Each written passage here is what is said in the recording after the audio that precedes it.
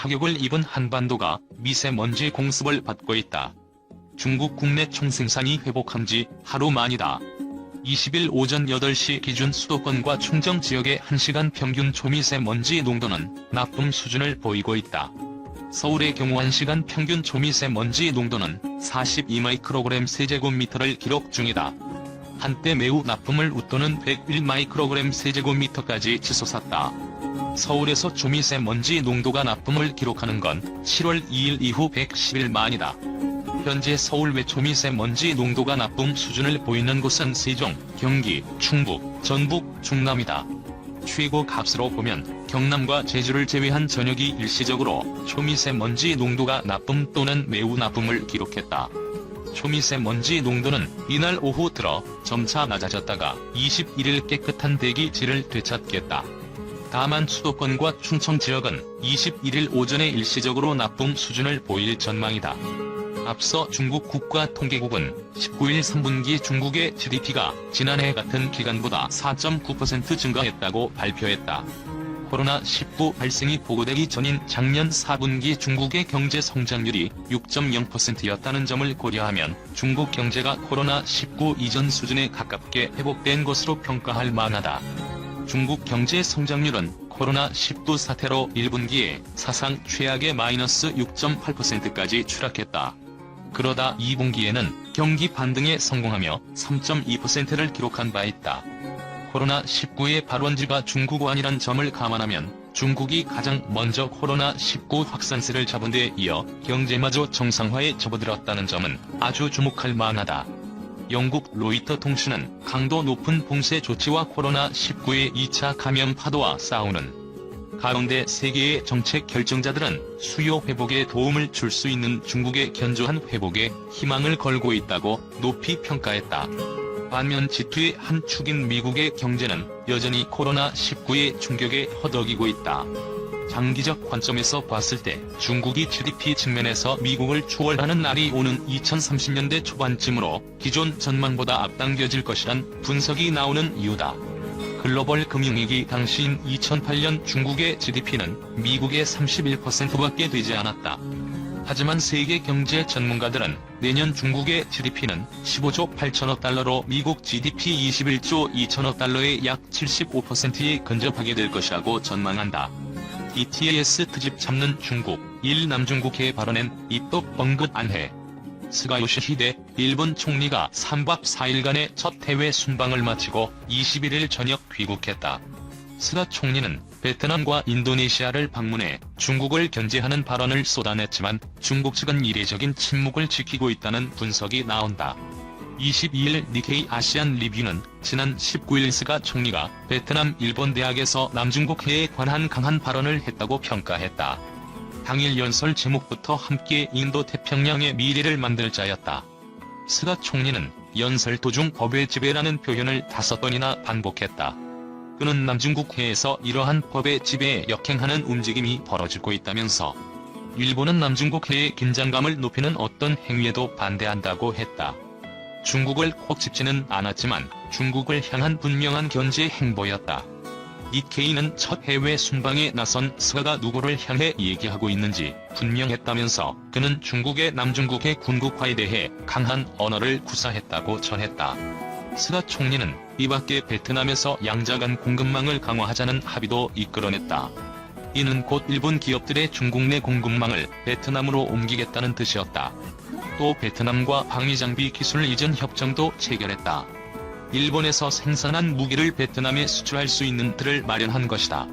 이를 두고 니케이는 양국 간 이러한 관계 진전은 시진핑 중국 국가주석이 쉽게 무시할 만한 일은 아니었다면서 그런데 중국의 반응은 이상하게도 침착하고 절제돼 있었다고 평가했다. 중국이 이처럼 평소와 다른 행동을 하는 데에는 당장 일본과 스가 총리를 공격하는 것이 별로 득이 될 것이 없기 때문이라는 분석이 나온다. 당장 미국에 맞서는 항미 원조가 화두로 떠오른 데다가 시 주석에겐 자신의 권력 강화 발판을 마련하는 게 시급하다는 설명이다. 스가 장관의 베트남 연설이 나온 날 시 주석은 중국 인민혁명 군사박물관에서 열린 항미 원조 70주년 전시를 참관했다. 그리고 이 자리에서 6.25 전쟁 참전 의의를 강조했다. 이 자리에는 리커창 총리, 왕치산 국가부주석 등 공산당 핵심 인사들도 함께 했다.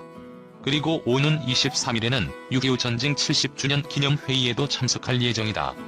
니케이는 시 주석이 6.25 전쟁 전시를 참관하는 것은 미국과의 갈등이 불붙지 않았다면 가능성이 별로 없었을 일이라고 했다. 시 주석이 6.25 전쟁에 관심을 쏟는 것은 미국에 처음으로 맞서 싸운 중국의 역사를 다시 꺼내 이번 갈등에서도 물러서지 않겠다는 의지를 표현하다는 것이다. 이 때문인지 이날 중국 관영 매체들은 스가 총리의 발언에 반응하기보다는 시 주석의 발언에만 집중했다. 게다가 다음 주엔 공산당 19기 중앙위원회 5차 전체 회의가 열린다. 니케이는 시 주석에겐 이번 회의를 통해 자신의 권력을 구체화하고 강화하는 내용을 통과시키는 것이 우선순위라고 전했다. 2022년까지가 임기인 시 주석은 장기 집권을 위한 토대를 마련하는 것에 집중하고 있어 스가 총리의 발언에 신경 쓸 여력이 없다는 것이다. 또 시 주석이 일본 방문 계획을 여전히 추진 중이라는 점도 비판을 자제한 요인이었다는 분석이 나온다. 니케이는 외교라는 체스게임에서 단시간 내 미국을 방문하기 어려운 시 주석은 국빈 방일 준비를 하는 것이 아마 이치에 맞을 것이라고 했다.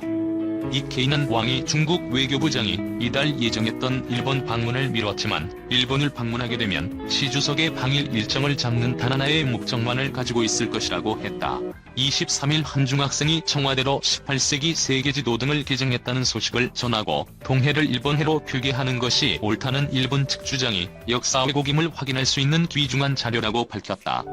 올해 말 한국이 의장국으로 개최할 예정인 한중일 정상회담에 스가 요시히데 일본 총리가 참석할 가능성이 제기됐지만 문 대통령의 이날 반일 역사관이 담긴 공개적 발언으로 스가 총리의 연내 방한이 무산될 것이라는 우려가 나온다. 대전 글꽃 중학교 3학년 조민기 학생은 지난 6월 18세기 영국에서 제작된 세계지도와 조선 선조 시기 한일 간교류가 담긴 일본의 옛 서적인 풍공유보도략학원 등 2점의 문화재를 청와대에 개정했다. 특히 조군이 제공한 지도에는 동해가 시 오브 코리아로 표기됐다. 조군은 문 대통령에게 보낸 편지에서 아버지께서 오래된 지도를 구하셨는데 1700년대에 영국에서 만든 것이라고 한다며 일본이 다시는 억지를 부리지 못하게 하는 자료가 됐으면 좋겠다고 기대했다. 이에 문 대통령은 이날 페이스북에 너무 늦기 전에 감사를 표하고자 선행을 날린다며 답장 형식의 글을 게시했다. 문 대통령은 그래서 역사에 대한 자긍심, 옛 것에 대한 열정 없이 살림을 쪼개가며 수집에 몰두하기는 어렵다. 발굴의 기쁨도 안목이 있어야 가능하다며 어린 학생인데도 참으로 가상하고 기특한 마음이 담겨있다고 높이 평가했다.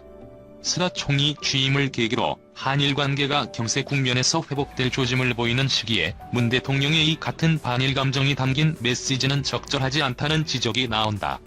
앞서 2012년 이명박 전 대통령의 독도 방문은 한일 관계 악화를 초래했다는 비판을 받았다. 조군의 편지가 문 대통령에게 온 시점은 지난 6월이지만 문 대통령은 4개월이 지난 이날에야 편지와 답장을 함께 공개했다. 일각에서는 중학생 편지를 빌미로 한 의도적 메시지 아니냐는 해석이 나온다. 앞서 스가 일본 총리는 지난 21일 인도네시아 자카르타에서 열린 기자회견에서 한중일 정상회담 참석 여부와 관련 한일 간에 외교적으로 이루어지는 사안을 하나하나 말하는 것은 삼가겠다면서도 한중일 정상회담 일정 등은 결정된 것이 없다고 말했다. 스가 총리는 강제징용 피해자 배상 문제와 관련해 압류된 일본 기업의 자산이 현금화되면 한일 관계에 매우 심각한 상황이 초래되기 때문에 절대 피해야 한다고 밝혔다. 최근 교도통신 등 일본 언론에 따르면 일본 정부는 한국이 징용 배상 문제에서 수용 가능한 해결 방안을 제시하지 않으면 연내 한국에서 개최 예정인 한중일 정상회담에 불참하겠다는 견해를 우리 정부에 전달한 것으로 알려졌다. 하지만 스가 총리는 전향적 태도로 방한 거부와 관련해 일단 말을 아낀 것이다. 국회 외교통일위원회 주중대사관 국정감사에서 더불어민주당 김영호 의원은 장하성 주중대사에게 일본이 전세계를 대상으로 동해를 일본해로 독도를 다케시마로 표기하는 로비를 많이 한다며 중국 대사관은 중국 내 동해와 독도 표기를 위해 어떤 노력을 하고 있는가라고 물었다. 장 대사는 중국은 자기들의 동중국해를 동해로 표기하고 있다며 우리가 동해를 일본해로 표기한 것에 계속 문제를 제기하고 시정을 요구하지만 중국에서 생산되고 있는 지도 상에는 동중국 해가 동해로, 우리의 동해가 일본 해로 표기되고 있다고 말했다. 그러자 김 의원은 중국 홈페이지에도 동해를 일본 해라고 표기해 놓았다며 우리 외교부와 주중 대사관이 중국 외교부를 설득해야 한다고 했다. 다만 중국 외교부는 우리 정부를 의식해서인지 한반도 동쪽의 동해를 동해 또는 일본해로 표기하지 않고 아무 표기를 해놓지 않았다는 게 김 의원 설명이다. 또 김 의원은 자신이 1992년 중국에 갔을 때 공항 안내문에 중국어와 영어 다음 순서로 한국어가 나왔으나 최근에는 일본어가 한국어보다 앞서 나온다고 지적했다. 김 의원은 서울의 중국어 표기가 한성에서 서울로 바뀐 것처럼 외교부가 노력하면 중국이 일본해가 아닌 동해로 표기할 수 있다고 주장했다. 그는 중국 정부가 의지를 갖고 바꾸니 13억 인구가 하루아침에 서울로 바꾸고 대화에서도 서울을 쓰게 됐다며 정부가 더 노력하면 독도 문제나 공항 안내문도 시정할 수 있다고 했다. 장 대사는 좋은 지적이라며 더 중국 정부와 협의하겠다고 답했다. 일본에서 독도는 일본 땅이란 주장이 재차 제기됐다. 70년 전의 지도가 근거다. 전문가들은 이 자료에 대해 근거가 될 수 없다는 분석을 내놓고 있다. 일본 외무성 산하 일본국제문제연구소가 23일 1950년대에 제작된 미군 항공 지도를 공개하며 한국 측이 독도를 불법 점령하고 있음이 재차 확인됐다고 억지를 부렸다. 이 연구소는 이날 홈페이지에 게재한 다케시마를 일본령으로 기재하는 1953년, 1954년 미국 정부 제작 항공도에 대해서라는 게시물에서 이런 주장을 폈다. 연구소가 제시한 1954년 제작 미공군 지도를 보면 울릉도와 독도 사이에 대각선으로 짧은 점선이 그어져 있고 서북쪽은 코리아, 남동쪽은 저펜이라고 기재돼 있다.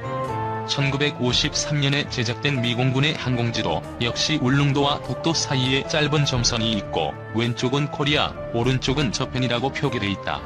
두 지도에 모두 독도는 리앙쿠르 암초로 표기돼 있다.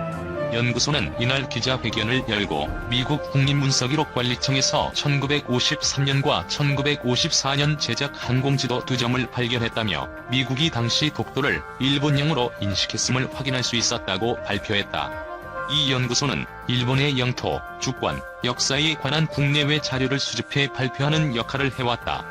연구소는 홈페이지에 게재한 조사 성과에 게재하는 자료에선 샌프란시스코 평화조약 발효 직후 미국 정부가 만든 지도에서 독도가 일본령으로 기재된 것이 확인된 것은 이번이 처음이라고 강조했다. 그러면서 독도는 울릉도의 부속 섬으로 울릉도와 함께 한국 영토로 간주된다는 주장은 이번에 미국 국립문서기록관리청에서 발견된 항공지도에 의해 부정되게 됐다고 주장했다. 연구소는 나아가 국제법상 독도가 한국령이라고 말할 수 없고 한국 측이 독도를 불법 점령하고 있음이 재차 확인됐다는 망발도 했다. 그러나 이 연구소가 제시한 미공군의 항공지도에 표시된 한국과 일본의 항공식별구역을 보면 독도는 한국방 공식별구역에 포함된다.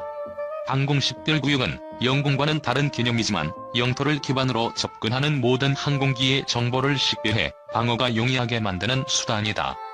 항공식별구역의 범위는 영토와 레이더의 탐지 능력 등을 기반으로 설정된다는 점에서 독도가 한국의 영토라는 근거가